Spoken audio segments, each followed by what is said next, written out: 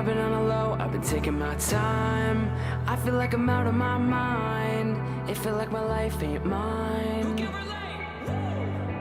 Hey guys, welcome back to Project Mayday. These are your hosts, Bree and G. And today we have my man, Mike Lucero. We have a little bromance, definitely going back to Riverside County days.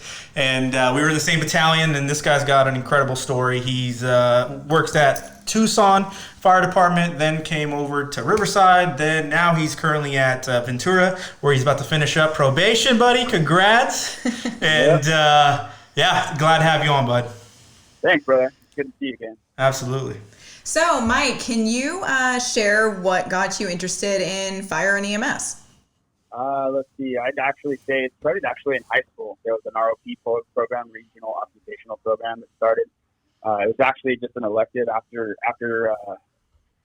school. So just a course that I took 1 or 2 times a week. Started talking to some friends and joined it. Just got a little bit of feelers for it. And then from there, it kind of just transposed into the fire service, going from explorers and then working my way into the fire service as a full-time position, non-suppression. Gotcha. And that's kind of just what exposed me to the fire service. Gotcha. And I know you look like you're in your 20s, but you're an old man. You what, 42? About to be 43?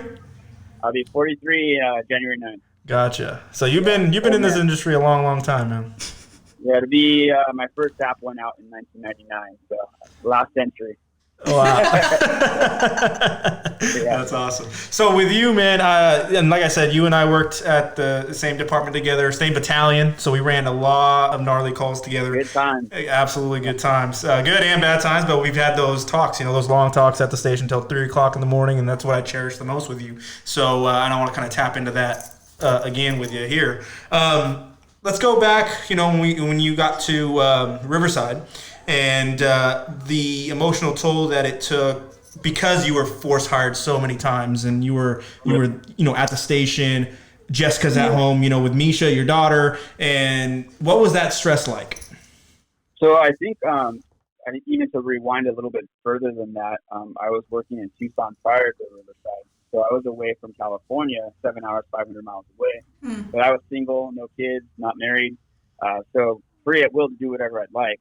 And fast forward to Riverside, now I'm married with kids. And now I'm home, yet I'm 3 to 4 hours away from my house where I work.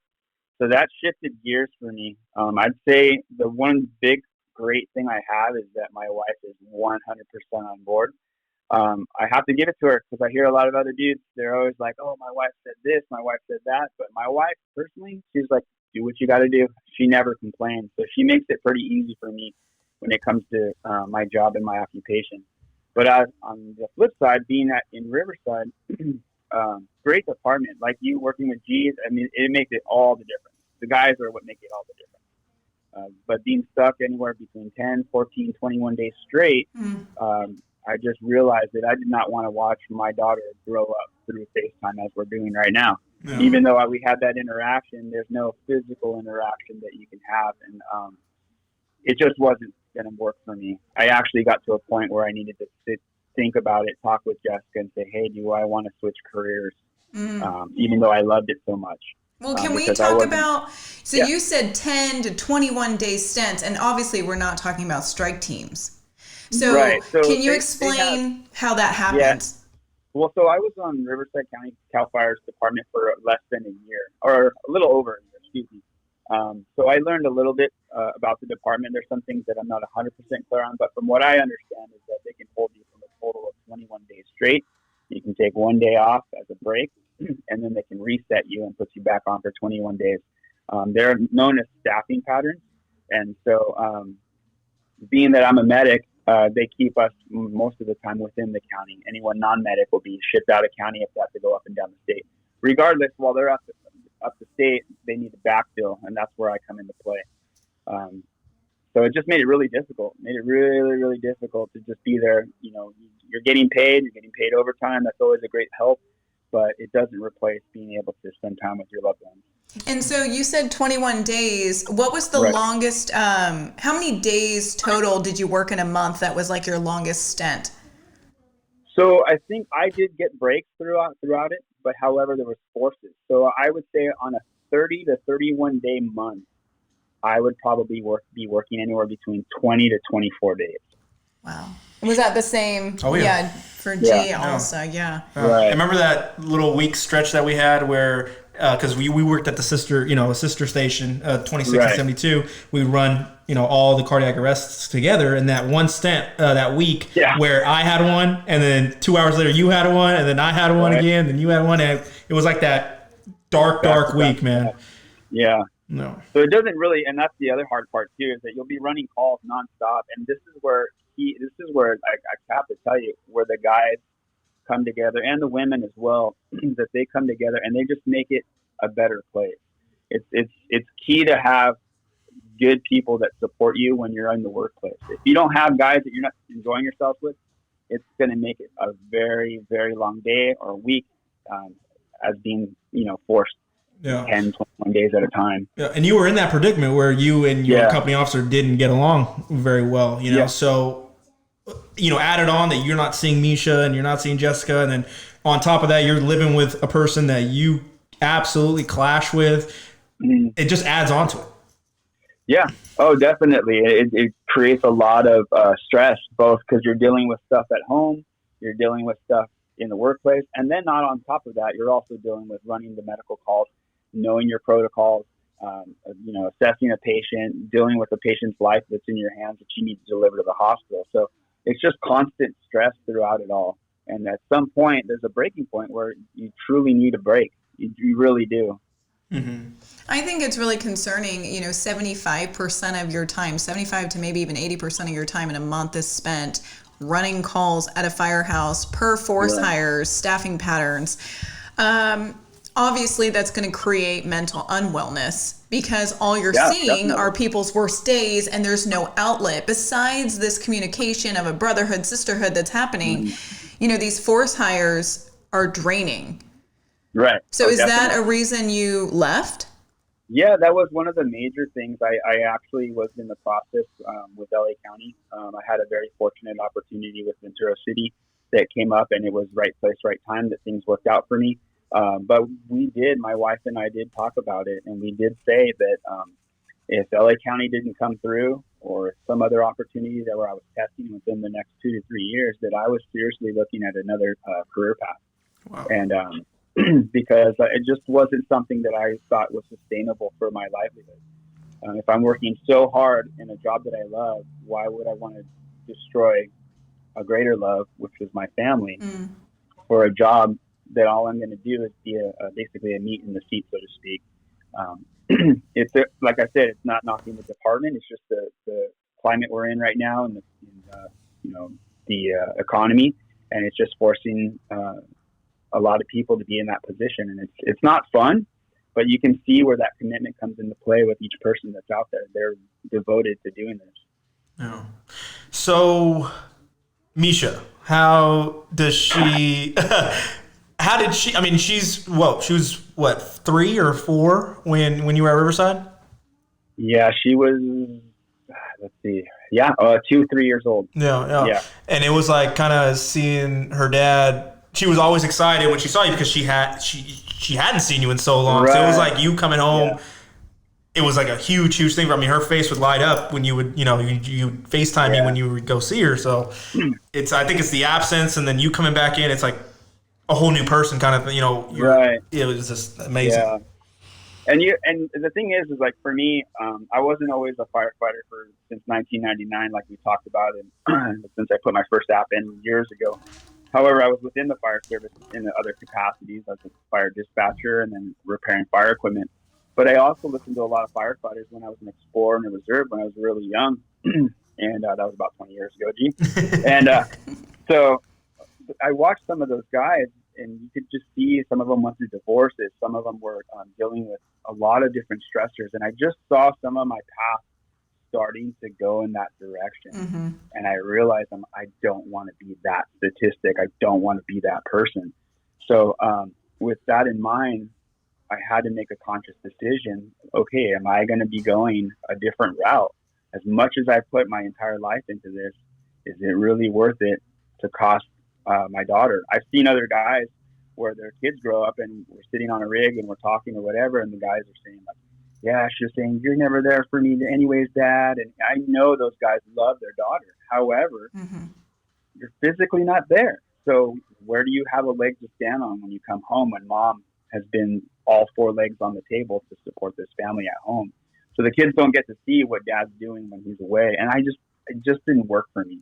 It just didn't work for me. So fortunately, like I said, I have a family who prayed really hard for me, and an opportunity presented itself, a freak accident that just kind of shed some light on me as a person who continued to apply to Ventura City, and the doors opened up for me, and I'm so super grateful. Super grateful. We do talk about in our intro podcast, and Zeph talks about how your kids don't really care what you do for a living. I mean, they don't care that you're saving lives or you're a big firefighter. They don't care. All they know you as is Dad, and they just know if you're home or not. So when we talk about these force hires and 80% of your time is being spent away from your children, I can see how, of course, it leads to divorce rates. Of course, it leads to this disconnection, and you're just being bombarded, and you're closer to usually people in the station. Yeah. Well, and even just getting with the force hires and the family dynamics with Jessica, there would be times when I was working in Riverside where she would ask me, "Are you coming home tomorrow?" And I would say, "I'm not sure yet, but I'll let you know." And even though I knew my day was open for the fall, like say tomorrow I was off, I wouldn't tell her I'm coming home until I knew I was in the car on the freeway, and then I would call her, because there are many times where that 7 o'clock hour hit, and then you hear that phone call ring, and you just know you're getting forced either at your station or you're flying over to some other side of the battalion. And so that's another little stressor that comes into play with everything. And so some of the guys would tell me like, "Don't ever tell your wife you're coming home," because she'll get mad, because then she's making plans. And that was exactly the one thing I can tell you, that you could never plan anything unless you had a vacation set, like a vacation time in the books. If you had a weekend free, or you could never plan on anything. So, Mike, you actually took a couple mental days at Riverside, as far as just you needed to take care of yourself. And so that I was actually working behind you. I got forced behind you. However, I knew why you had taken, those days off. So yes, I was PO'd that, that I had to get forced my, 2 days off that I had. However, I knew what it was for. And so, that's the caveat. Like, you don't want to take days off because you're going to, screw another person from going home, So it's a weird hard predicament. Balance too, because G and I are really close friends, and but you can see where, not necessarily backbiting, but you can see where can be internal issues as well, and it's not anything that we can control. Everyone's fighting to get a breath of air coming up, just for a minute. And so the moment one comes up, another one needs to come down and work it. Absolutely. And then also, you're on for so long, and your patient care deteriorates. Your patient care definitely deteriorates. You can't be, your first day on, first hour in, when you're 120 hours in. There's no way you can perform the same. Yeah. Yeah, and it's almost funny, because it's like you can see a guy like where I work now, where you work a 48-hour stint. Let's say you get your rear handed to you, and you're pretty tired and stuff, while you're just waiting to come off shift. But then you see these new guys come in, and they're like bright-eyed, bushy-tailed. They've had their coffee. They're well rested. They're ready to check out their gear. So it's so important to be able to have that reset, and the community needs to have that fresh set of batteries with a new space. And it keeps the image of our fire service fresh, and it keeps it clean, and it keeps it presentable in all aspects, just assessing the patients and just being around the community. Yeah, not reaching that burnout where, you aren't being nice anymore as a first responder, because you're tired, and this is, you're 22 days in or 21 days in, and you don't really care at 2 a.m. anymore because you're burned out. That's a huge problem for our community. Absolutely. Yep. And then also when, it is the 8th or 9th day on, you and vice versa. I called you and I'm like, hey, is this the right dose, man? I don't really remember. I have a patient in front of me, but I got you on the phone, and it's just, you're just gone. You're gone mentally. Yeah. And then, going off of that, has there been any calls that still stick with you, or are you pretty much in Riverside? Not so much. Like I said, working with UG, it was always nice because I knew when engine 26 was rolling and then that 72's coming in, or we always had this competition together. But it's always so nice to have somebody that you can look over your shoulder and know that you got either, whether it's a brother or sister, or just knowing that you have somebody that's there with you. It's so much more comforting. But to answer your question, my biggest one for me was when I was working in Arizona, and I just was picking up a 12-hour trade for somebody during the day, and there was a horrible accident that occurred on the 10 freeway coming from New Mexico going to Los Angeles. And long story short, basically there were 4 elderly people in a car, 2 couples each, and the car basically rolled over. And it was a horrible accident to where 3 people had passed away, and then 1 person barely survived. And that patient we transported. However, I don't know how in detail you want me to speak on this or not, but it still kind of shakes me up for a couple of reasons. And it's weird because for many years I was like, oh, PTSD, it's whatever. And I always would talk about it. I always thought it. I was like, oh, it's whatever. It's like, it's not going to happen to me or whatnot. But it was interesting because I was already off for 3 days. I came in for a 12-hour trade during the day, and I was going to be off for additional 3 days after that. We do a 5-6 schedule out in Arizona. And, so when I got up there and I was looking at this patient, all traffic is stopped. He stands there and he says, is my wife okay? And so as he said, is my wife okay? I'm looking down at his feet, and there's just this portion of, maybe it was his wife or the other couple, I'm not sure. And so that's always stuck with me. So we got in the medic ambulance with the other medics, and we transported. I got off the engine and went to the hospital, to the trauma center. We transported the guy, and on our way back, we were the furthest away from downtown area. So our engine was the closest to that call. So they asked us to come back and do a washdown. So for me, a couple of things. One is that they were coming from Las Cruces, New Mexico, and going to Los Angeles. My grandparents are from Las Cruces, New Mexico, and they now live in Los Angeles at the time. My grandfather had just passed away. And so the elderly man looked like my grandfather. So it affected me, but it took a little bit of time. And so just sitting there on that washdown, on that street, all I had time was just to think. And so that was around 3:00. I get off shift at 6. I have a friend asking me to meet up with them and grab a drink with them. And it just starts to marinate. To the point where it really affected me deeply, I'd say for about 2 months. I got a phone call, and this isn't to knock anybody by any means, but something that I learned, and I share it every time somebody asks about PTSD, is that I received a phone call by a member that was checking on me, but a phone call was about maybe 3 or 4 days after the incident. But they had unfortunately received either another phone call or something was tying them up with I couldn't remember if it was like a phone call or somebody was talking to them. But it's so important because I was not willing to talk about it. However, the moment that I was ready to open up, there was an interruption. And that interruption, I recessed back and I decided I won't share or won't talk about it. So I felt, maybe that's just how I reacted. But I just thought it was such a good teaching point because, and I even shared it with the gentleman who called me about it, and he recognized it. And I keep it private to who it was because it doesn't really matter. But it's just a good teaching point that when you open that opportunity to share with or ask somebody about an incident that may have been pretty sensitive, make sure all your channels are turned off. Make sure your focus is just on that person because it really did. It affected me. I think it took a lot longer than it should have. I really needed somebody to talk to about it. I definitely was not going to talk about it with Jessica. And I just didn't feel like I had any real true outlet, but with UG, we've been friends for a while, man. I could talk to you about anything. And that's where that's kind of how we work. on our network. You find somebody that you can latch onto, Yeah. and that's how it goes, and that's how I manage it. Yeah. There's different paths. So moving forward with that story and, the phone call, has that affected how you present yourself with mental wellness, either with a brother or Definitely. sister?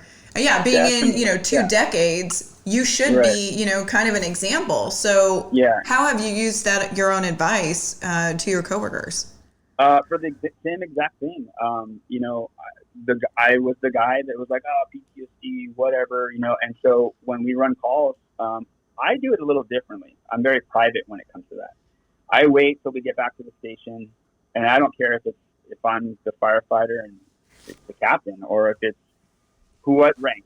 Rank holds no bearing on this. So I actually will, sometime during that shift, within the hour, 2 hours, approach the person by themselves. Like, hey man, like, is everything cool? Are you okay?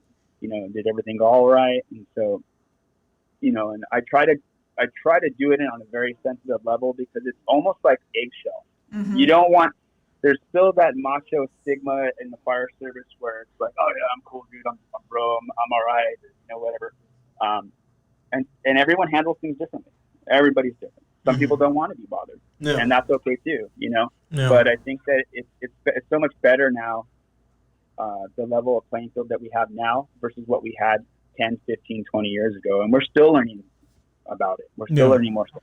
Well, you and I, after that week that we had, it was just, complete chaos. We actually took Misha and we left. We went down to the beach and kind of did our thing. And because when I was living down in SoCal, I didn't really have a family. You were my family. So I was really appreciative of, coming with you to that little family kind of getaway and taking her to the beach, taking her to some restaurants and, all that. So that's how I think you cope with it, is you take your dog out and go do things. Oh, definitely. That's definitely the reset button for me. There's, when I pick her up from daycare or I come home and she's just like, Daddy, and she's running toward me. I mean, that's only going to last so long too, which again, that's why I wanted to make sure I was home. I wanted to enjoy those years. I don't want to see her at 8 years old and miss all those fun years, and that definitely, it just takes everything away. Totally gets everything away. So it gets me back in the game when it's my turn to get back on day one, and I think we joked about it before, where we're gonna play that scene from Bad Boys 2, where when she goes on her first date. Of course. Of course. Oh, definitely. So Mike, thank you so much for your openness and you're willing to come on. What's one message that you want to kind of let out there to people that are listening and watching? What's the drive at home? I'd say a little bit of two things. One thing is that this job is amazing. The people I met throughout my life, throughout my career in the fire service, there's a lot of wonderful, wonderful people out there. That being said, to get in the fire service, it sure is difficult. And if anybody knows me, I've been through the ringer over the last 20 years and just doing the best that I can to be where I want to be, work where I'd like to work, be in a position so that I can provide for my family, but also be home. And man, it's been a long haul and it's been a long trial, but I never gave up. And if anything I can tell you is the moment you step to the side, the person right behind you, just gave them your job. So never give up on that. Never give up on that. And when you have somebody close enough that you feel loved and cared about, and you feel safe with, share with them a little bit and hold on to them, and value them, because that's what's going to get you through the hard times. Oh, absolutely. That's beautiful, right, man. Yeah. And you also are doing something for your own mental health, and I think it's for your mental health for sure, and it is your Fire Pride project. So dive in a little bit real quick and let the people know what that is. Yeah, sure. It's pretty basic. So I'm very passionate. I've got a bunch of stuff right here, but I'm very passionate about the fire service, the traditions. I definitely love the logos and the station patches, coins, hats, all that good stuff. When I was working in Tucson, one guy drew up a little logo. The department's over 100 years old. And one of my boys from Memphis asked me, hey, man, can I get that patch? And we didn't have a patch. So that's where it started. And my first little design looked like a third grade drawing. It was horrible. So I'm self-taught, still obviously, like anything in fire service, still teaching myself, still learning and doing stuff. And basically, since '07 till now, I've helped design some logos for different departments throughout the United States.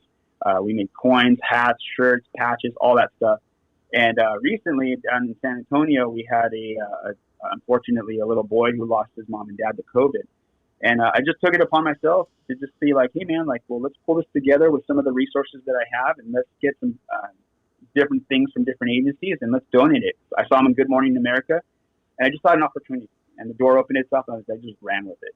Mm-hmm. And so I'm starting to move into that direction where I'm enjoying making these products, but I am also seeing that there's some little needs here and there throughout, and I want to make sure that I'm not just getting, but also giving back. Absolutely. And, so it's a true blessing, man. It's a true blessing, and I definitely look forward to pushing it harder once into the next year in 2021. Absolutely. Great. And this will definitely be a driving force behind that. Love for it. sure. Oh, yeah. Thank you. Absolutely. I appreciate it. So, Mike, how we like to end these is called a little rapid fire. All right? Rapid fire. Rapid fire. I don't know about this one. Yeah. So, it's going to be 5 questions, and I think you can handle it. And you have to answer in one word or one phrase, all right? Okay. All right? Okay, cool. they're not hard, so it's okay. Okay. It's not the hardness that I'm worried about. It's the questions coming from me that I'm concerned No, about. I wrote them. She got this one. Okay, then we're safe. We're safe. Yeah. Number 1, what is one thing you're the most proud of? My daughter. Awesome. That's beautiful. Number 2, what is your favorite sports team? I don't have one. No, Dodgers. lie. Dodgers. Okay. Dodgers. Dodgers. I like wrestling. UFC stuff. I like single person sports. Surfing, Okay. wrestling, fighting All right. stuff. Okay, next question. What's the best and worst meal you've ever made at the firehouse? I've tasted some of them. Oh, really? All right. So, best meal would have to say shredded beef tacos. I have tried it. They Hey, are what's good. my worst meal? What's my worst meal? Go ahead. Let's see if we're on the same page. I don't remember really what it was. I just put it together. It was some sloppy Joe. It was something weird. Yeah. Like leftovers in the refrigerator? Yeah, pretty much. Yeah, it didn't work out. But his salsa is amazing. His salsa is Yeah, salsa's good. Okay, number 4. If you could teleport, where would you go? Without COVID, probably Europe. Yeah. What country? Germany. Germany. Okay. Oktoberfest or I just like anytime? the whole- Okay. Cologne, actually. Cologne, Germany. Okay. All right, and last one. What is one word to describe your mental health? I'm not sure. Unsure is your word. My Unsure. mental health, I'd say it's persistent. I don't know. Persistent? I can't really Persistent's get not bad. decide what. Okay. All right. Well. Persistent. Okay. Mike, again, I know you're tired, bud. I know you just got off shift this morning. You had a couple calls after midnight. So really, really appreciate you coming on, bud. And your leadership is absolutely commendable and somebody that I would follow till the end of this earth, man. Thanks, my brother. I appreciate it. It's always good to see you both. You too, Thank buddy. you. All right, this is Project Mayday. Call out. Call out. Thanks, Project Mayday.